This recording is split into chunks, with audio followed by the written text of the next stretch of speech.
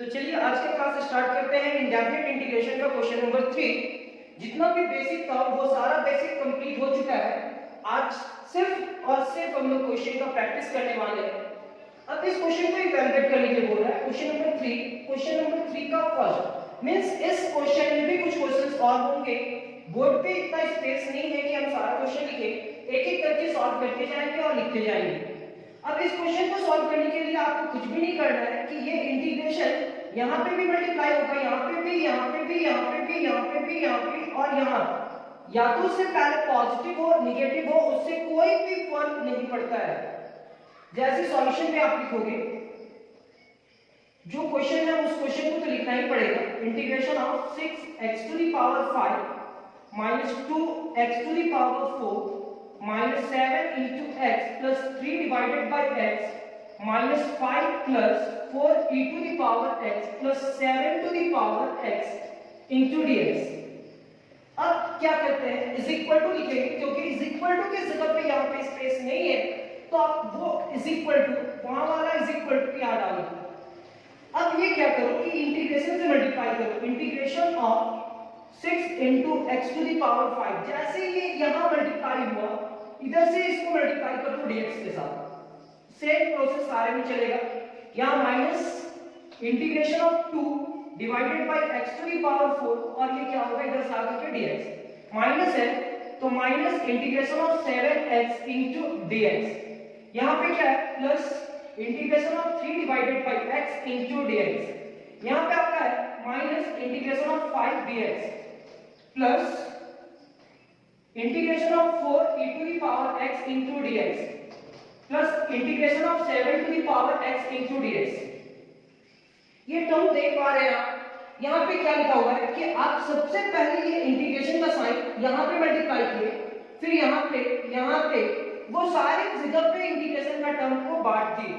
और जहां जहां इंटीग्रेशन का टर्म गया उधर से dx मल्टीप्लाई करते गया। अब इसका सेकेंड स्टेप क्या होगा, आप जो कांस्टेंट है वो कांस्टेंट को बाहर करोगे।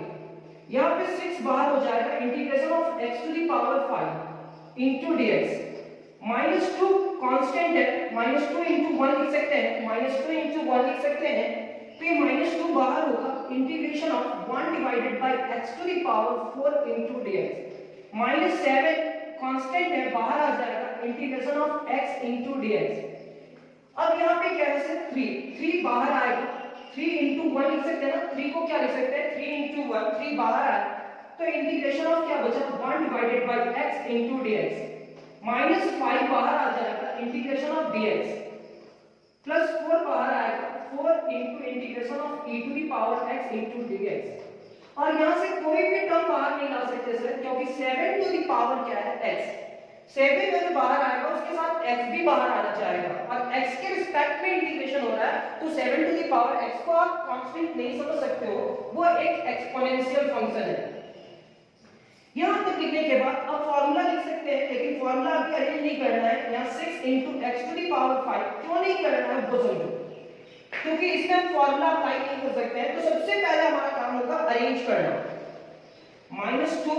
1 by x to the power 4 तो x to the power -4 होगा into dx -7 into x into dx plus 3। ये 1 by x को आप अरेंज नहीं करोगे, ये ऐसे ही रहेगा और ये रिजल्ट देगा आपको। यहाँ पे आप लिखोगे -5 into integration of dx plus 4 into integration of ex into dx and last 7 to the power x into dx। Arrange हो चुका है आपका। पहला स्टेप क्या है, पहला स्टेप क्या है कि इंटीग्रेशन में जब भी इतने बड़े टर्म को आपको इंटीग्रेशन करना हो तो सबको अलग अलग करेंगे, मींस अलग अलग करेंगे। यहाँ इंटीग्रेशन से मल्टीप्लाई करा, ये भी इंटीग्रेशन से, ये भी, क्योंकि इसके पहले एक ब्रैकेट है और वो ब्रैकेट का मतलब क्या होता है कि इस ब्रैकेट के अंदर जितने भी टर्म्स हैं वो सारे टर्म्स को आपको इंटीग्रेशन करना होगा। तो ये क्या है इंटीग्रेशन, यहाँ पे भी गया, यहाँ पे भी गया, यहाँ पे वो सारे टर्म पे इंटीग्रेशन गया। 1 2 3 4 5 6 7 7 टर्म्स थे, 7 टर्म्स में इंटीग्रेशन मल्टीप्लाई किया और 7 टर्म्स से dx भी मल्टीप्लाई किया।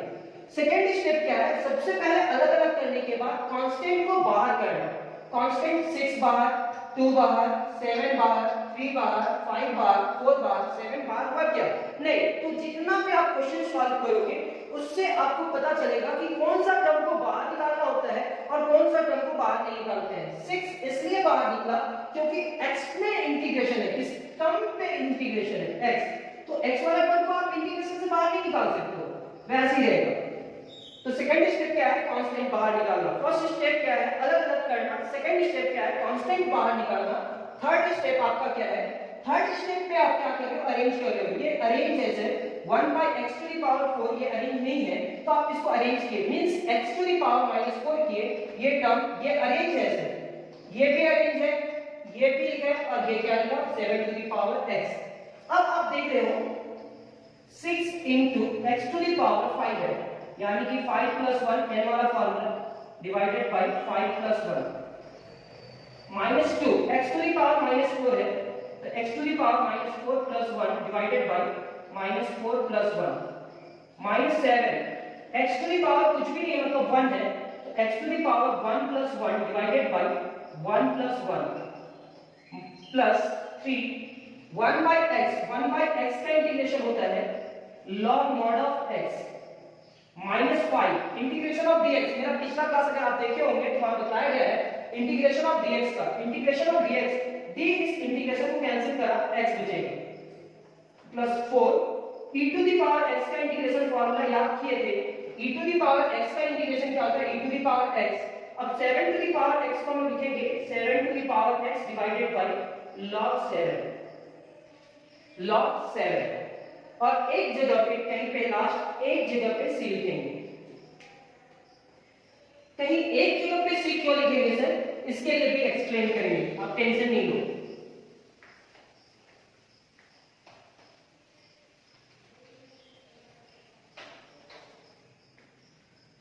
यहां पे क्या है 6 × x⁻6 डिवाइडेड बाय 6। अगर यहां पे प्लस c लिखते, यहां पे c लिखते, यहां पे c लिखते, यहां पे c लिखते, यहां पे c, तो बताओ ये कितना होगा c तो 1 2 3 4 5 6 7 7c होता है और टोटल 7c क्योंकि c + c + c + c कितना टाइम्स तक लिख रहे हैं 7 टाइम्स, तो 7 × c होता और 7 को कोई कांस्टेंट से मल्टीप्लाई करेंगे, अगर मान लेते c की जगह पे 5 होता तो 7 5 35, यानी कि इसका रिजल्ट भी क्या है कांस्टेंट। तो इतना ना लिख करके अगर इस तरह का टर्म हो तो आप हर जगह पे c ना लिखें, सिर्फ एक जगह पे c लिखें, क्योंकि सारे कांस्टेंट को ऐड करेंगे तो एक रिजल्ट जो आएगा वो रिजल्ट भी कांस्टेंट होगा। यहां पे आप क्या कर रहे हैं 6 × x⁻6 डिवाइडेड बाय 6, सिंपल सा एडिशन है, 5 + 1 = 6 होगा डिवाइडेड बाय 6। यहां पे आप लिखेंगे -2 × x⁻4 + 1 means -3 divided by -3 -7 x⁻1 + 1 means 2, जो पावर में होगा वही डिवाइड होगा +3 log mod of x -5x +4 e⁻x +7 divided by log 7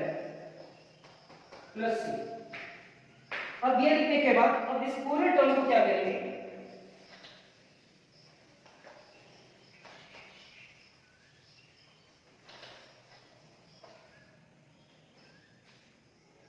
6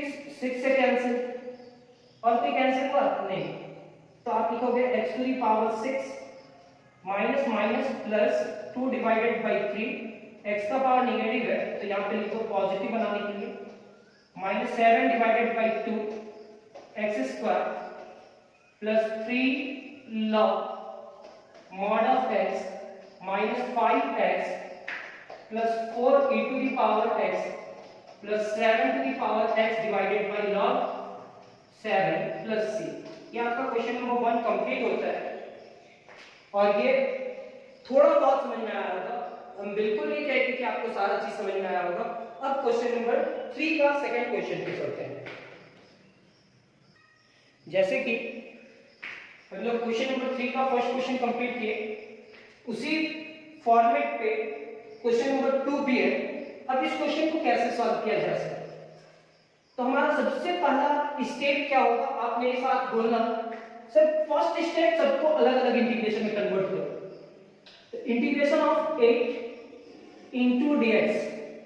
यहाँ निगेटिव है तो negative, integration of x into dx, integration इधर से आया और dx उधर से मल्टीप्लाई, सर प्लस है तो plus integration of 2x cube और उधर से क्या मल्टीप्लाई करा dx, sir minus integration of 6 divided by x cube into dx, फिर क्या मल्टीप्लाई करा 2 into x to the power minus 5 into dx plus 5 into x to the power minus 1 into dx। Second step क्या होगा, second step हमारा constant को बाहर निकालना और सेकेंड स्टेप में ही हम लोग थर्ड स्टेप करेंगे अरेंज करना। ये 8 बाहर हो जाएगा, इंटीग्रेशन ऑफ क्या लिखेंगे dx minus x into dx, 2 constant है बाहर आएगा, integration of x cube into dx minus 6 बाहर आएगा, माइनस 6 बाहर आया तो 1 डिवाइडेड बाय x क्यूब बचेगा और 1 डिवाइडेड बाय x क्यूब को अरेंज भी करना है, एक साथ लेकर के जाना है, तो x टू द पावर क्या लिखेंगे -3, कोई दिक्कत नहीं है, अरेंज करते हुए लिख लेंगे। 6 बाहर चला गया और 1 बाय x क्यूब है तो x पावर भी चला गया -3 plus 2 x to the power -5 plus 5 और x का पावर -1 नहीं होना चाहिए, x का पावर क्या होना चाहिए -1 नहीं होना चाहिए, तो अरेंज करने का मतलब फार्मूला में लेकर के जाना, x टू द पावर -1 को क्या किया 1 बाय x, x का पावर -1 का अरेंज क्या होगा 1 बाय x, x का पावर -5 को अरेंज नहीं करने की कोशिश की क्योंकि वो तो अरेंज हुआ है। अब यहाँ हम इसका रिजल्ट लिखेंगे direct 8 into integration of dx, dx का इंटीग्रेशन क्या होगा, d इस इंटीग्रेशन को कैंसिल करा, बचा क्या x, यहाँ x का पावर कुछ भी नहीं है मतलब 1 है, तो ये x का power 1 plus 1 divided by 1 plus 1 होगा प्लस 2 इंटू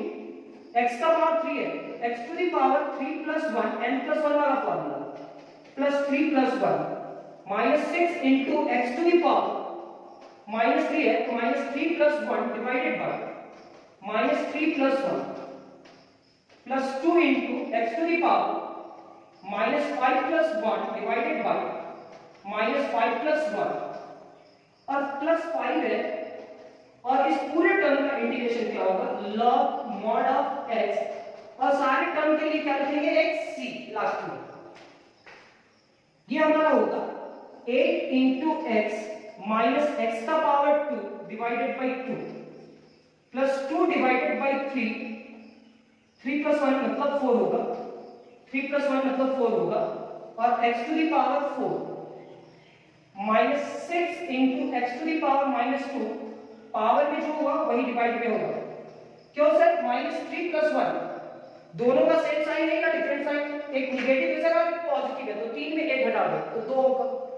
2 पॉजिटिव होगा कि नेगेटिव, तो दोनों में साइन देखना कि किसका साइन बड़ा है, पॉजिटिव का या नेगेटिव का, तो नेगेटिव तो -2, यहां पे आप लिखोगे 2 into x to the power, different sign तो सब्ट्रैक्शन होगा, 5 में 1 है तो 4 नेगेटिव होगा कि पॉजिटिव, तो नेगेटिव होगा sir, divided by -4 plus 5 into log mod of x plus 6, 2 1 जा 2, 2 3 जा 6, 2 1 जा 2, 2 2 जा 4, 8x minus x square by 2, 2 1 जा 2, 2 2 जा 4, तो यहाँ पे 1 divided by 2 x to the power 4, ये नेगेटिव तो क्या होगा पॉजिटिव 3 और x का पावर नेगेटिव है ना तो ऐसे ही रहने लगेगा, x टू द पावर क्या लिखेंगे -2। अब आप यहाँ पे आता है ये नेगेटिव पॉजिटिव हुआ 3 हुआ क्योंकि यहाँ 3 है, 3 into x to the power -2, तो 3 into x to the power -2 को लिख सकते हैं x स्क्वायर क्योंकि x का पावर -2, ये पॉजिटिव है और ये नेगेटिव है तो क्या होगा नेगेटिव, यहाँ पे 1 है और यहाँ पे 2 है तो 1 डिवाइडेड बाय 2, x का पावर -4 है तो x का पावर 4 हो जाएगा, फिर से ये पॉजिटिव है या नेगेटिव, तो पॉजिटिव नेगेटिव क्या होगा negative 1 divided by 2, 1 divided by 2 और x टू द पावर -4 है तो यहाँ आकर के वो क्या होगा पॉजिटिव, यहाँ पे क्या लिखेंगे 5 log mod of x plus 6, ये हमारा क्वेश्चन नंबर 3 का सेकंड क्वेश्चन भी कंप्लीट हुआ और इसमें भी आपको थोड़ा बहुत समझ में आया होगा, इसका भी नोट्स कंप्लीट कर लीजिए और एक दो बार प्रैक्टिस कर लीजिएगा। अब आते हैं क्वेश्चन नंबर 3 पे। क्वेश्चन नंबर 3 का क्वेश्चन नंबर 2 कंप्लीट हुआ। अब ये क्वेश्चन नंबर 3, तो ये क्वेश्चन नंबर 3 को कैसे कंप्लीट किया जाए, अब मेरे को कॉन्सेप्ट में मिल चुका है और क्वेश्चन को कैसे सॉल्व करना है वो भी मालूम है। तो यहाँ पे हम लोग क्या करेंगे, step number 1 integration of 5x³ into dx plus integration of 2x to the power minus 5 into dx minus integration of 7x into dx plus integration of 1 divided by root x into dx plus integration of 5 divided by x into dx। ये आपका होगा 5 बाहर integration of x³ plus 2 बाहर integration of x to the power minus 5 into dx, 7 बाहर integration of x into dx, integration of root है तो root को हम लोग लिख सकते हैं क्या, x to the power 1/2, root को हम लोग क्या लिख सकते हैं 1/2 into dx प्लस 5 बाहर 1/x into dx।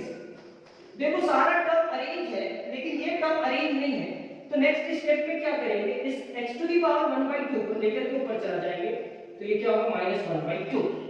हम एक साथ दो काम किए, एक तो कांस्टेंट को बाहर निकालते गए और दूसरा अरेंज भी किए। ये रूट को हम पावर में करते तो 1/2 होता है, वो पावर को ऊपर ले जाते तो वो पावर नेगेटिव हो जाता। सर इस टर्म को आप ऊपर क्यों नहीं लेकर के गए, क्योंकि 1/x का इंटीग्रेशन फार्मूला होता है। यहां पे आप लिखोगे 5 into x to the power 3 plus 1 मतलब क्या होगा 4 divided by 4 plus 2 x to the power minus 5 plus 1, तो ये क्या होगा -5 plus 1 -4 divided by -4 minus 7 x to the power 1 plus 1 यानी कि 2 divided by 2 x to the power -1/2 fraction में तो ऐसा लिखना होगा -1/2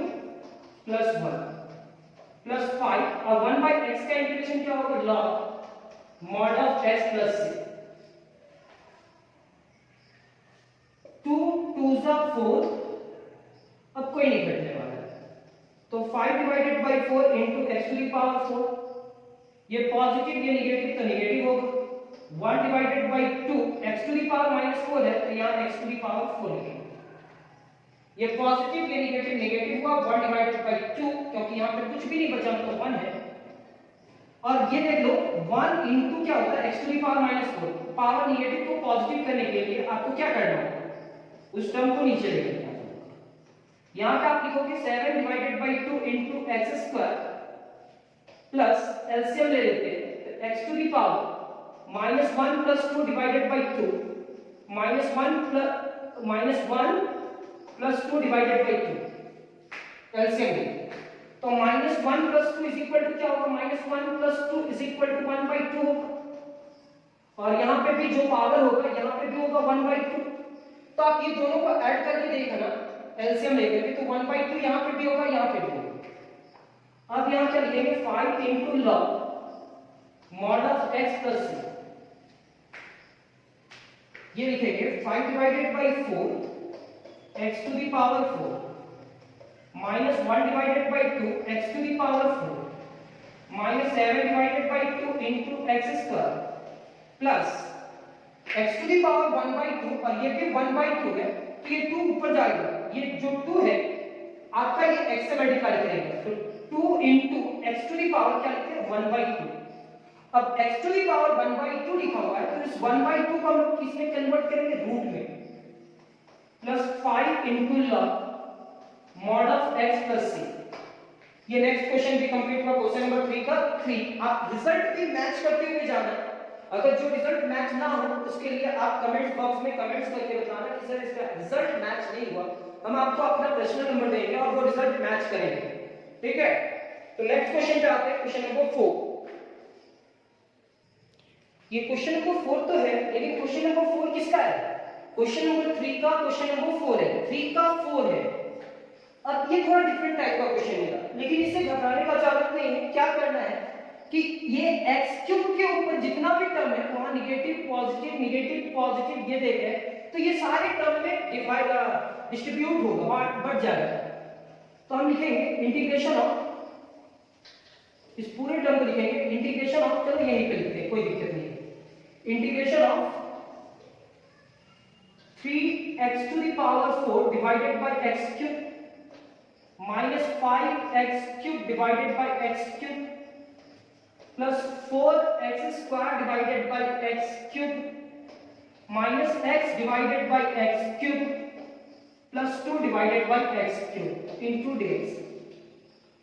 अब यहां क्या है कि ये भी इसके नीचे सारे टर्म के नीचे चला गया, ये कैंसिल, यहां 3 है और यहां 4 है, x का पावर 3 into x का पावर 1 तो लिख सकते हैं, ये इससे कैंसिल हो जाएगा, तो बचा ना x का पावर 1, तो यहां पे x टू द पावर 1 लिखेंगे, ये पूरा कैंसिल होगा, यहां 2 है और यहां 3 है, तो x square divided by x square into x तो लिख सकते हैं, ये इससे कैंसिल, ये इससे कैंसिल, यहां क्या बचा 1, ये इससे कैंसिल, यहां क्या बचा 2, और कोई कैंसिल नहीं होने वाला है। तो जैसे कैंसिल किए आप एक दो बार रिपीट करके इस क्वेश्चन को सॉल्व करोगे तो समझ में आएगा कैसे रिपीट हो।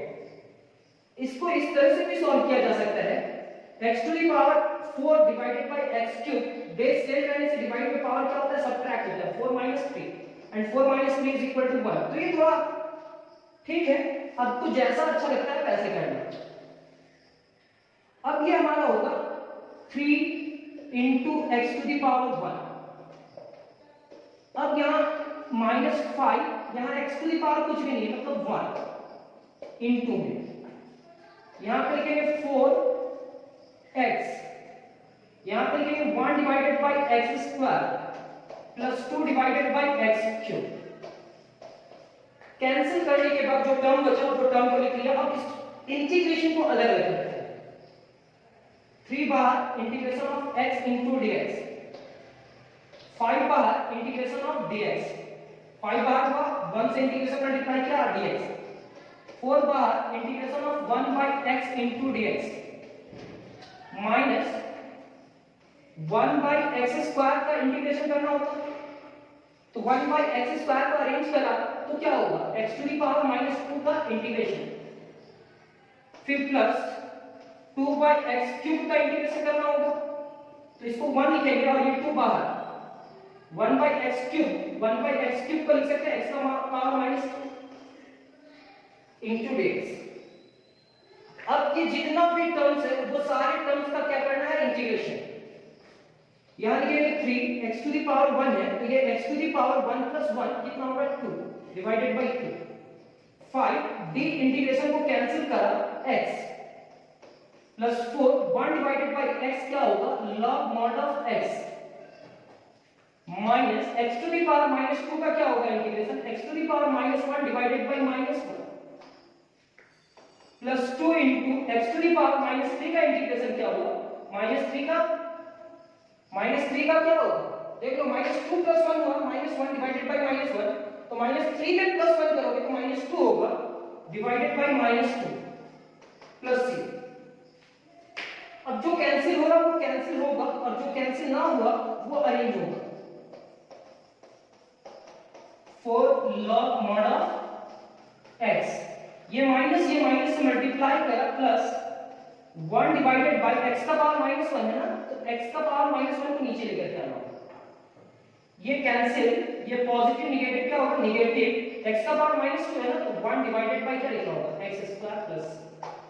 यानी कि हमारा क्वेश्चन नंबर 3 कंप्लीट होता है। क्वेश्चन नंबर 4 की तरफ चलते हैं।